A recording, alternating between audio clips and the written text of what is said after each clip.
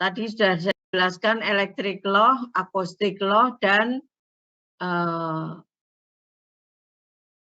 radioaktif law. Nah, yang akustik ini cuma sendiri, hanya sonic law.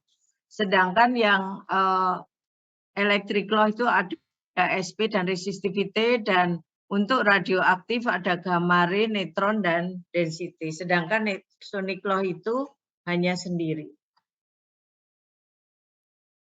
Kenapa itu? Akustik mengukur kecepatan gelombang elastik dalam subsurface formasi. Hasil pengukuran digunakan untuk menghitung, mengukur, dan mendeteksi atau estimasi porositas. Litologi, integrated travel time, true time scale, fracture, synthetic seismogram, cement bonding, dan formation over pressure. Nah, kalau kita lihat ternyata untuk sonic acoustic source itu kenapa dikatakan sonic atau acoustic wave law itu karena ternyata di sini ada wave-nya ya, ada kumparan-kumparan sehingga bisa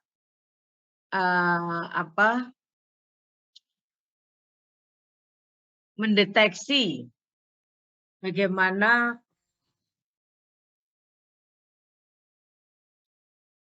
batuan tersebut dalam penyebaran dan velocity atau kecepatan dari suara. Nah, kemudian kalau kita lihat di sini ada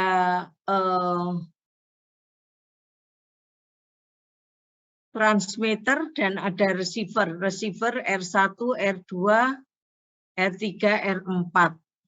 Ya. Nah, ini semakin banyak sebetulnya peralatan di sini semakin mendekati harga yang diharapkan loh ya. Diharapkan mendekati harga yang bisa mewakili. Ini nanti saya kasihkan PPT-nya nanti saya kasihkan. Nah, ini yang terjadi satu gelombang. Gelombang ini mencerminkan batuannya apa atau litologinya apa. Ada sebetulnya ada tabelnya ya. Jadi kalau pancaran dengan gelombang sekian itu jenis batuannya apa, pancaran dengan gelombang sekian batuannya apa ya. Jadi bisa bermacam-macam. Nah, ini juga sonic ini ada single transmitter nih. Kalau tadi kan dual transmitter atau double transmitter. Kalau di sini ini yang single transmitter dan two receiver. Sedangkan kalau tadi yang di sini kan double transmitter dan 4 receiver. Ya, jadi beda-beda. Jadi bergantung dari alat yang dipasang ya. Jadi bisa tadi pengukurannya bisa di daerah mana dan seperti apa. Tapi tentunya dalam penilaian formasi 1 Anda maksudnya tidak sampai mendetail seperti ini. Yang jelas prinsip-prinsipnya aja. Yang penting Anda tahu bahwa sonic law itu adalah alat untuk mengukur gelombang suara, kecepatan gelombang suara. Nah, kecepatan bisa ini kan dengan delta T atau waktu rambat itu berapa lama. Semakin cepat kan berarti waktu rambatnya semakin kecil. Kalau lambat, kecepatannya relatif lambat berarti waktu atau delta T-nya makin besar. Nah, ini hasil-hasilnya. travel time microsecond seperti itu, dan ini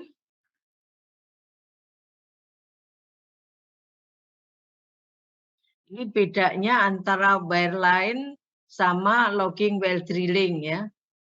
Kalau Anda masih ingat ya, open hole dan case hole.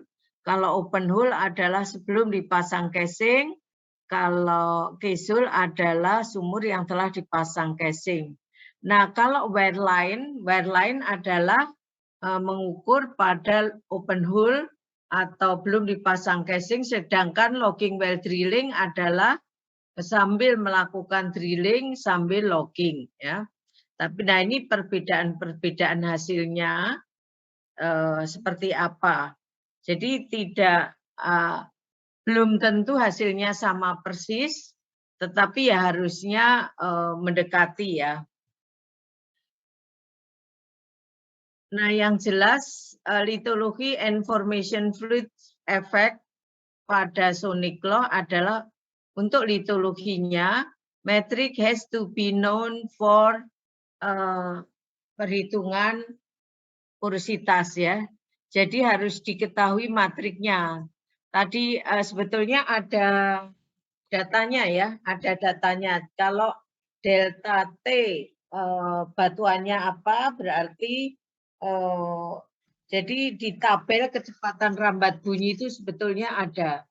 Jadi kalau sandstone itu kecepatan rambatnya berapa, TMA-nya, delta TMA-nya berapa. Ada di tabel ya, jadi Anda bisa melihat di buku Penfor 1 di tabel ada ya. Jadi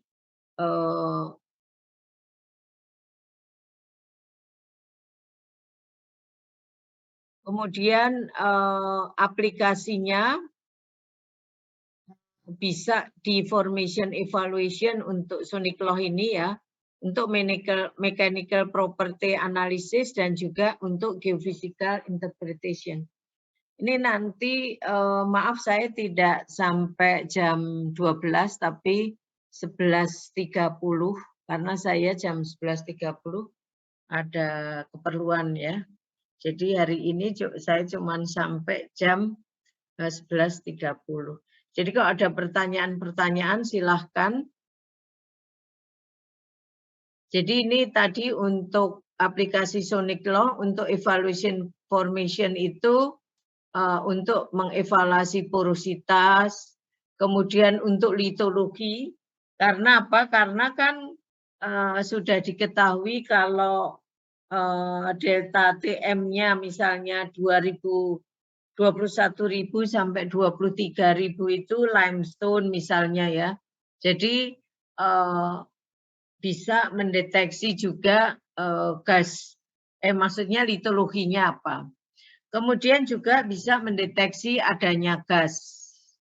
Kemudian juga bisa mendeteksi fracture atau patahan ya. Bagaimana caranya? Jadi ternyata delta T-nya itu sebetulnya kalau kita lihat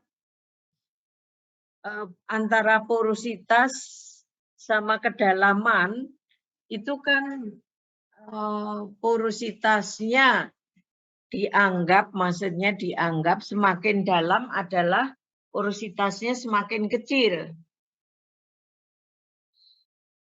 Nah, oleh karena itu kalau ternyata menyimpang, berarti penyimpangannya itu kemungkinan adanya gas.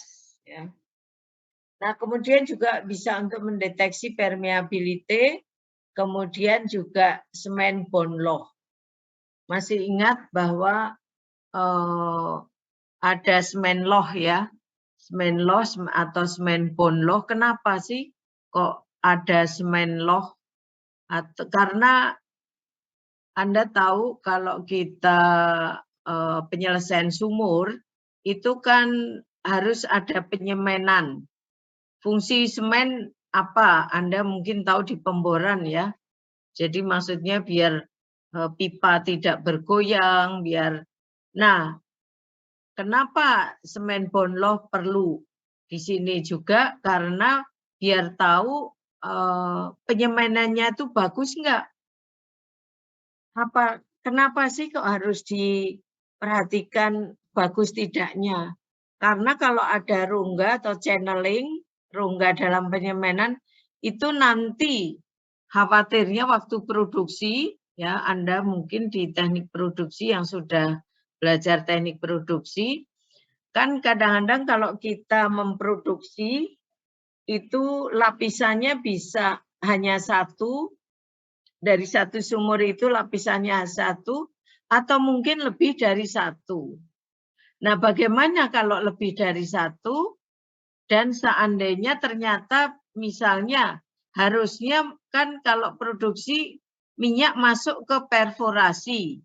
Nah, ternyata tidak mengalir ke perforasi, ternyata tadi mengalir ke channeling. Jadi channeling atau apa, anulus, maksudnya rongga yang terjadi karena penyemenannya tidak bagus. Bentar.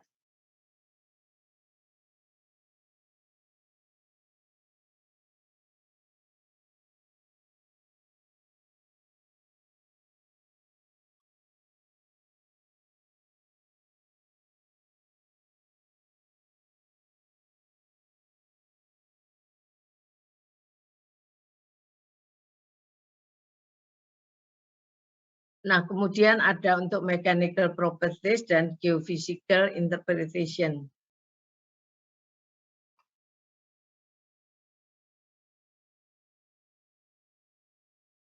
Nah, ini beberapa kegunaannya ya.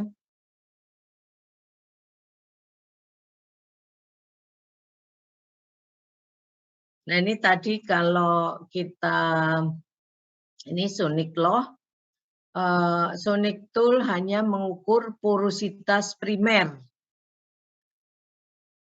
Sebetulnya kalau dalam menghitung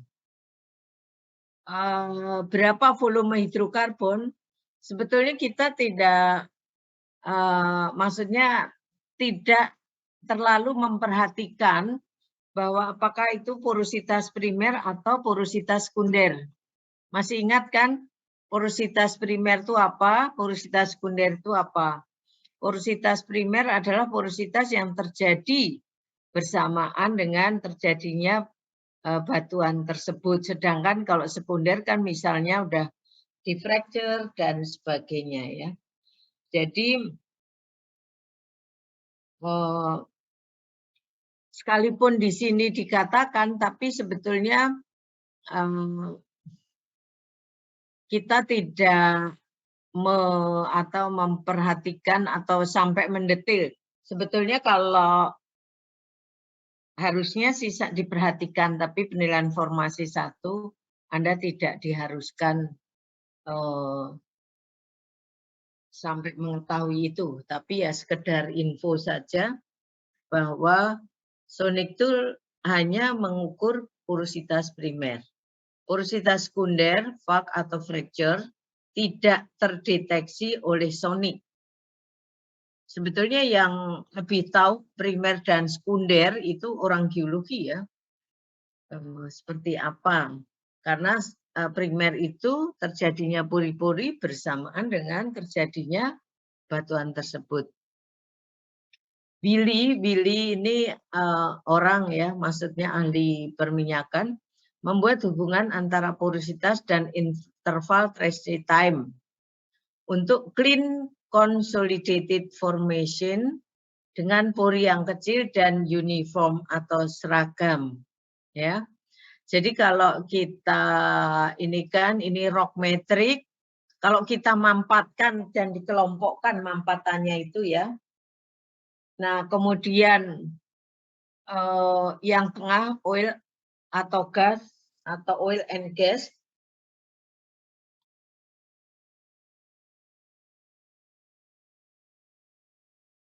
Kemudian yang terakhir adalah formation water.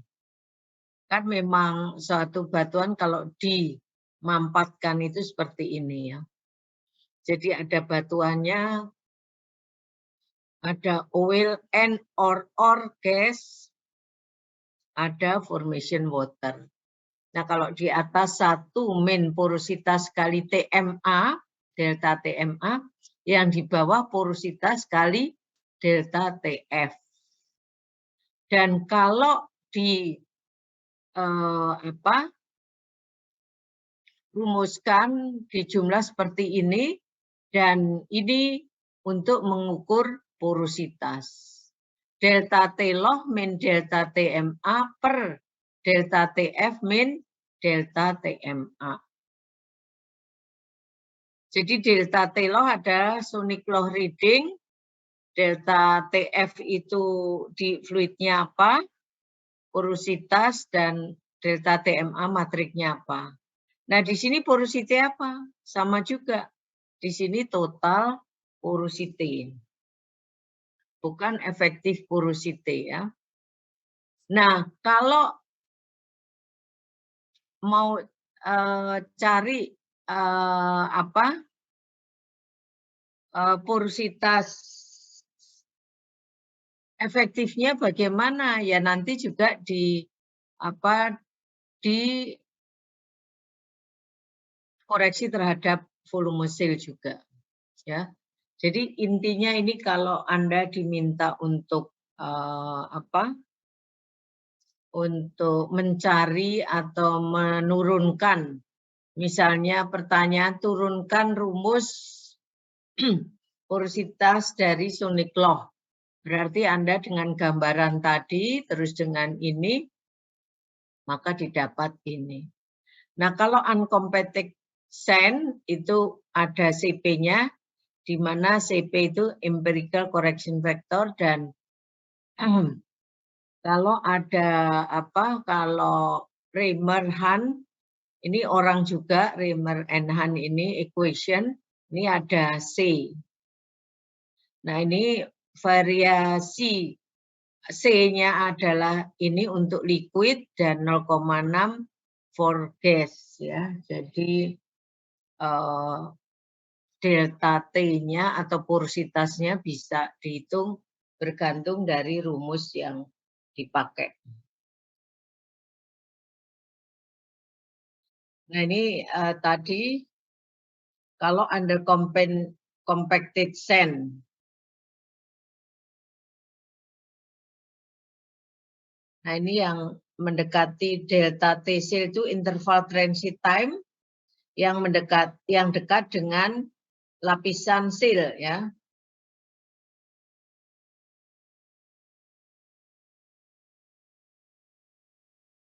Nah, ini rumusnya. Kemudian jadi sebetulnya ternyata banyak yang menurunkan rumus-rumus tadi sehingga Anda maksudnya mau pakai rumus yang mana. Tapi kalau rumus umumnya ya ini ada. Kalau Anda mau pakai ya rumus umum ini, kecuali nanti ada satu pengecualian yang di mana batuannya mendekati yang unconsolidated atau yang baru menggunakan rumus siapa. Tapi rumus umumnya yaitu ini.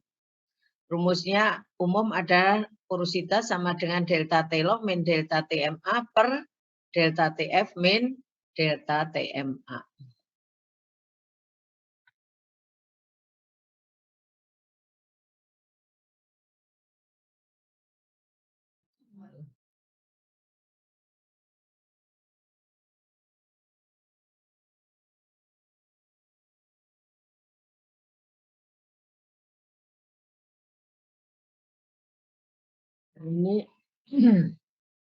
Ini tadi yang saya sebutkan bahwa sandstone itu kecepatannya sekian dan delta TM-nya sekian, rho MA-nya sekian.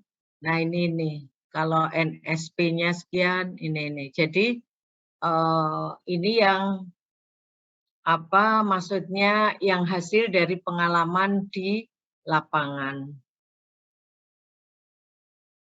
Nah, ini untuk berapa porositasnya. porosity di mana interval transit time-nya berapa dengan volume kecepatan fluidanya seberapa, ya. Jadi ini mau pakai yang mana? Nah, ini limitasinya ya. Untuk litologinya juga matriknya harus diketahui dulu, baru porositasnya bisa dicari. Karena delta TMA-nya harus tahu. Lanjut.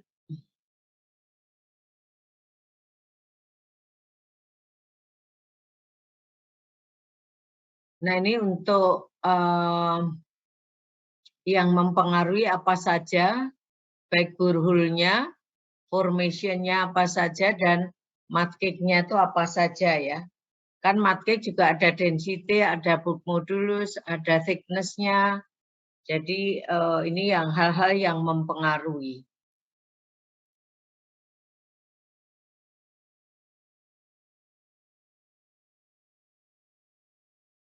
Nah, ternyata juga sonic law bisa untuk mengukur permeabilitas ya. Jadi secara tidak langsung ternyata permeabilitas bisa diukur dengan law ya. Jadi sebetulnya kalau pengukuran yang paling mendekati sesungguhnya dari pengukuran core ya di laboratorium. Kemudian well test-nya, kemudian wireline testernya. Jadi di sini NMR ini yang biasanya dipakai untuk mengukur berapa permeabilitasnya ya. Karena sebetulnya permeabilitas biasanya kan dari core. Tapi biaya laboratorium dengan core itu kan mahal. Oleh karena itu biasanya tidak seluruh sumur yang ada di lapangan itu dilakukan atau coring tidak dilakukan, dan juga tidak semua sumur dilakukan logging, makanya dicari, makanya harus ada korelasi, terus kemudian sumur yang berdekatan itu bisa pinjam data. Jadi data kadang-kadang tidak sumur, maksudnya tidak seluruh sumur itu ada data lengkap, jadi bisa saling pinjam meminjam, tapi tentunya dengan kondisi yang sama atau di kedalaman yang sama atau jenis formasinya sama, tergantung apa. Nah, ini saya kira ini tadi kalau ada fracture. Nah, kemudian ini nggak usah. Nah, kita sampai ke bagaimana neutron density aplikasinya. Ya, neutron density aplikasi. Nah, kita lihat, ini kan Anda kalau baca law, pertama harus dibaca header law-nya. Kalau ini sudah header law itu yang paling atas. Itu mulai dari kondisi permukaan, data apa aja yang harus ada, kemudian pemborannya kapan mulai, pemborannya, loggingnya kapan mulai, sampai di kedalaman berapa, temperaturnya berapa, dan sebagainya, dan sebagainya. Itu ditulis di header law. Nah, kemudian kalau rekaman itu biasanya paling atas tadi yang saya katakan sama paling bawah itu ada seperti ini. Ini ada kaliper, ada gamma relo ya. Jadi ini gamma relo, ini kaliper. Kan Anda tahu kaliper adalah untuk menentukan lapisan diameter lubang sumur. Harusnya kan kalau diameter lubang sumur kan sama dengan diameter bit ya. Tapi kan kadang-kadang ada yang terjadi rongga tadi ya. terjadi rongga. Nah, kemudian ini hasil neutron density. Jadi kalau kita lihat di sini permeable. Nah, harusnya kita melihat di track 2 dulu. Permeable ini resistivity-nya bagaimana? Apakah resistivity-nya RT-nya tinggi, true resistivity-nya tinggi, sehingga dari sini bisa tahu bahwa hidrokarbonnya itu apa. Kalau track 2 kan bisa menentukan hidrokarbon atau air. Nah, dengan apa? Dengan track 3 baru tahu hidrokarbonnya itu gas atau apa gitu. Jadi track 1, track 2, track 3 itu sebetulnya kenapa urutan gitu, karena itu juga menunjukkan bagaimana urutan dalam kita menganalisa.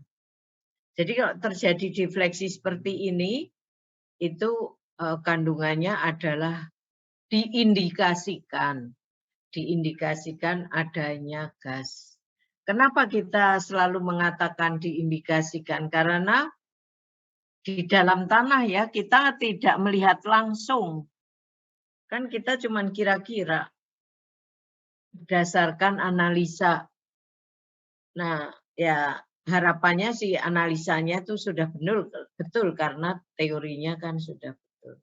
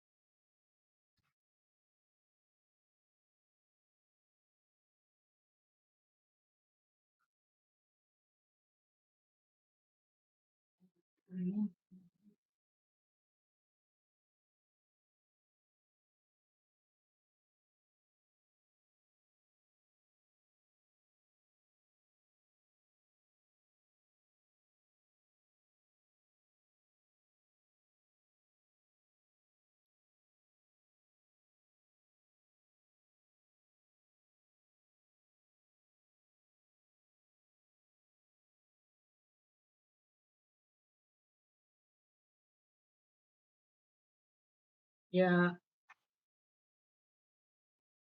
oh iya ya.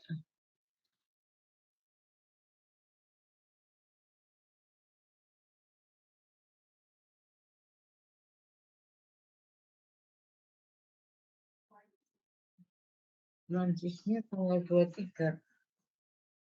Enggak ikut. Pemargian sih enggak ikut. Ke Prancis juga. Yang ke Prancis banyak loh.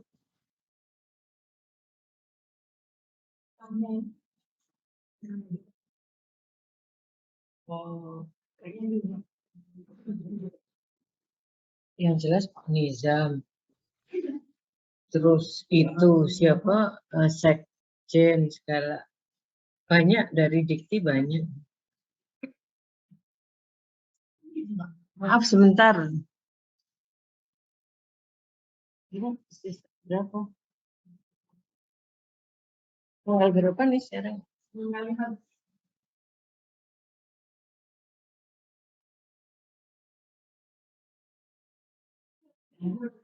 Ya, iya lagi ngajar ya. Ya, makasih.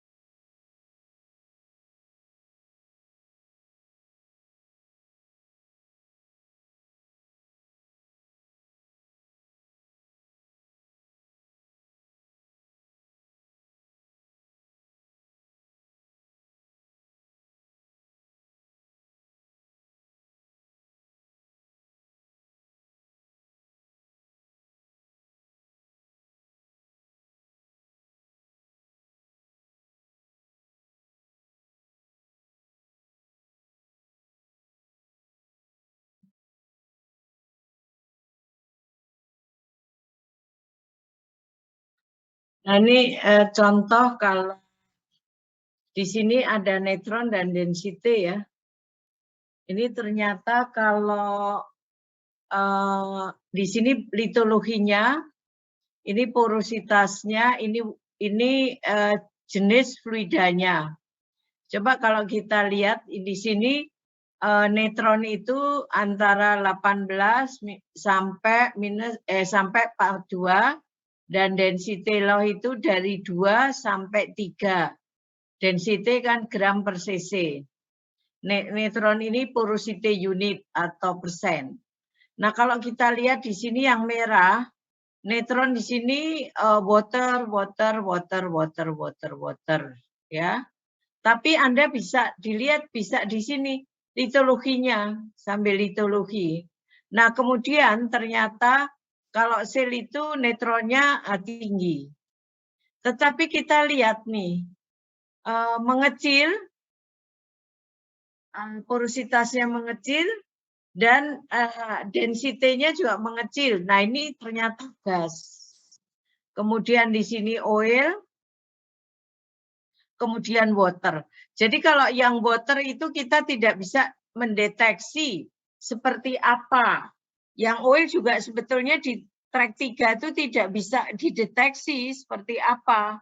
Tapi yang jelas kalau ininya ada defleksi, maksudnya porositas neutronnya kecil dan ρB-nya juga kecil, nah ini dideteksi adanya gas. Tapi track 3 itu hanya untuk mendeteksi gas ya, bukan misalnya bukan oil atau air ya.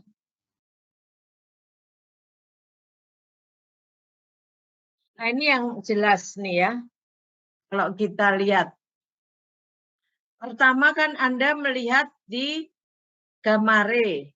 Gamma ray permeable dan non-permeable. Ini non-permeable, ini permeable. Ini bagus, berarti clean sand. Nah, Anda lihat di resistivity. Resistivity kan kebalikan dari konduktivitas. Ini true resistivity ya, yang mengukur daerah uninvited zone atau fluida formasi. Nah, kalau besar, resistivity-nya besar, berarti kandungan konduktivitasnya kecil. Berarti ini diindikasi mengandung hidrokarbon. Jadi dari top sini, top lapisan permeable, sampai di kedalaman ini, 2140 dari 2080, ini top reservoir 2080, sampai 2142 lah ya, 2142 bottom reservoir. Ini adalah yang mengandung hidrokarbon. Sekarang hidrokarbonnya apa? Lihat di track porosity. Ternyata di sini ada defleksi besar. Berarti kandungannya gas. Ini yang kecil, berarti kandungannya oil. Jadi berapa ketebalan gas? Kalau ditanya berapa ketebalan gas? 2080 sampai 2108. Itu kandungan gasnya. Jadi berapa? 2108 dikurang 2080 berapa ya? Nah, kalau ditanya berapa ketebalan minyaknya ya dari sini, ini GOC-nya di kedalaman 2108, WOC-nya di 2142. Ketebalan oilnya berarti dari GOC ke WOC. Nah, ini waternya, ketebalan airnya. Jadi permeable, kembali lagi permeable tidak seluruhnya mengandung hidrokarbon. Jadi di sini ada gas, ada oil, dan water. Kalau ditanya ini gross thickness-nya atau permeable, ini net thickness-nya. Nah, untuk perhitungan hidrokarbon, volume hidrokarbon yang dipakai ketebalan ini. Dari sini sampai sini itu berapa? Dari 2142 dikurang 2080 berapa? Saya kira itu cukup ya. Ada pertanyaan? Kalau tidak ada, saya akhiri dan ini nanti